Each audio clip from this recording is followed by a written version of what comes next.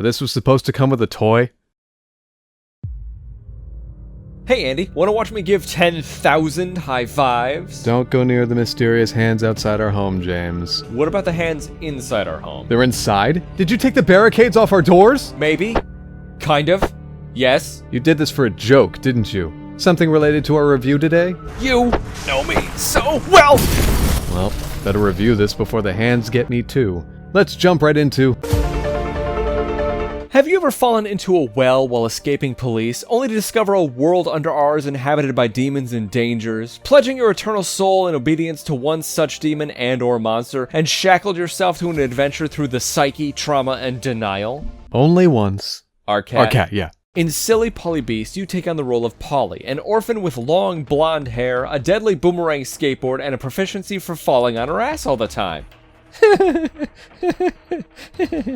While James laughs at the compilation he made of a video game character injuring themselves, guess I'll move on. In Silly Polly Beast, you, as Polly, must venture to find your sister, or best friend, not sure which it is, Alice, who you believe escaped the orphanage you burned down. Yeah, Polly set fire to and burned down the orphanage that was caring for her. As you come to discover, though, this place is not the best place for... well, anyone to live. Each chapter in the story reveals another hidden layer of despair that hung over the place, perpetrated by two main characters, Margot and Mrs. Smith. Mrs. Smith acts as a sort of corrections officer who will beat children senseless who aren't perfect little angels. She does so several times to Polly as you play through the game. Margot is a little snitch who picks Polly's actions to report on most, getting her and several other minor characters in huge trouble. I think they both deserve to burn. That's cool. Still murder. Anyway, that's where you start. At the tail end of a tragedy involving caregivers, children, teens, and adults that Polly caused. Not unplanned, of course. This was, to some degree, planned by Polly, Alice, and other young denizens of the orphanage. Just could have been executed better. They're young, not all their plans will go perfectly. You're in your 30s and still can't answer a phone correctly.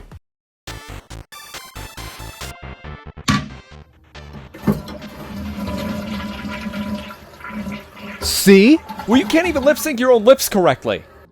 Low blow. And what is the vehicle connecting all of these plot points? Guns, of course! Not all the time, though. You also have a skateboard and explosive demon larvae. In order to defeat the many dangers that lurk in the well, Polly formed a pact with a mummified mysterious demon that allows her a weapon called the Demolver, and the ability to fight the enemies of the fog, including huge bugs, jumper things, spiky black masses, and people. Lots of people. The murder spree continues. Enemy variation is not this game's strong suit. Most of them are humanoid creatures with different flavors of mask they wear. Collect those, by the way. Getting enough of them is crucial to learning lore about the world Polly now inhabits. Over the course of many long hallways with jump scares galore, which I'm gonna pause the whole review to do this. Oh, okay. Hold on.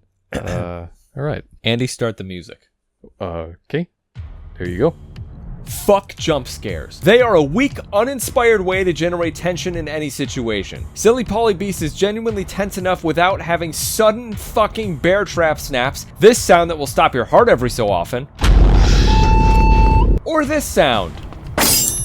I didn't spy a way to turn these off or lower their intensity, but motherfucker they suck. They will shock you nearly every time, specifically in the later chapters, when your goal is to navigate several floors of a building while a giant monster chases you down, places traps, and can kill you in one hit. Jump scares are stupid. This game didn't need any of them. The atmosphere was enough. Kill the music. Oh, alright. You're done? Yeah. Okay. Alright. Glad I said that.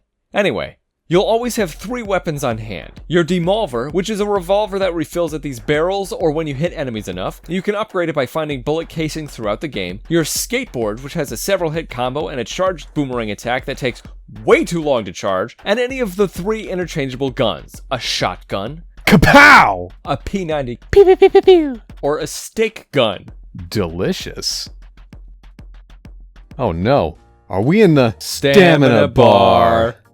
I'll take a only present to hamper one mechanic, please. Thank you.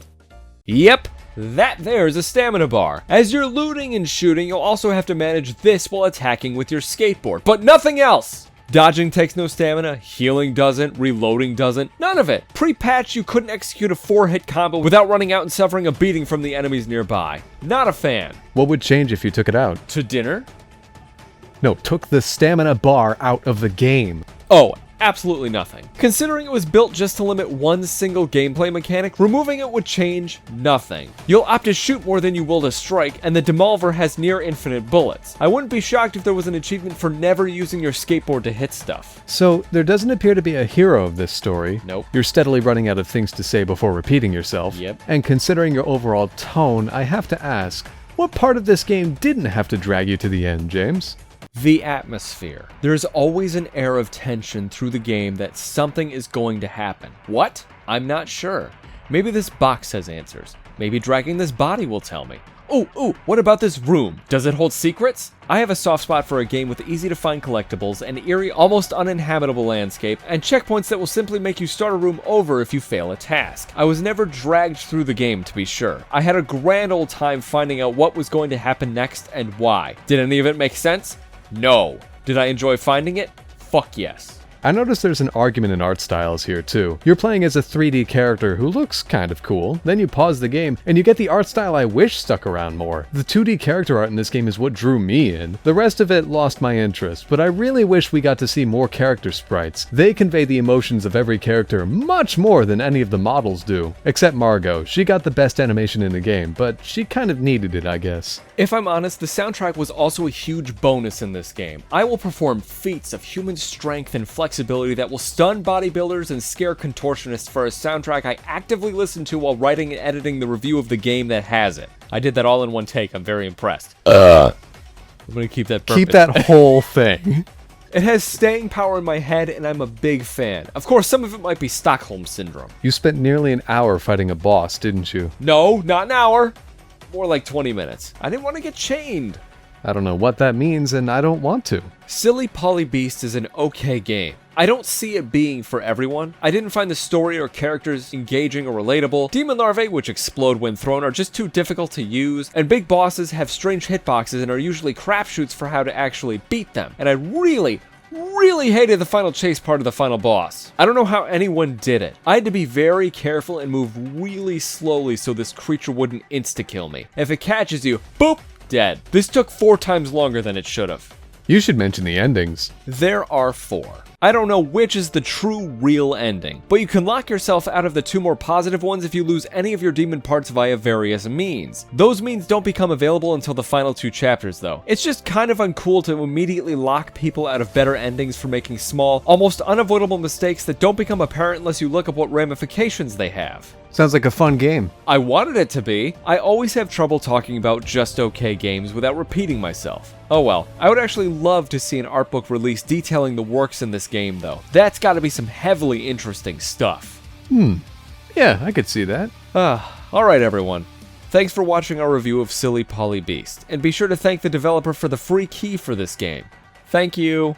I really hope they continue to make games and or improve Silly Polly Beast. Check it out now, it's on Xbox systems, PS5, and Steam. Be sure to follow us for more. See you all when you lose your demon parts, or keep them, or something. Bye-bye.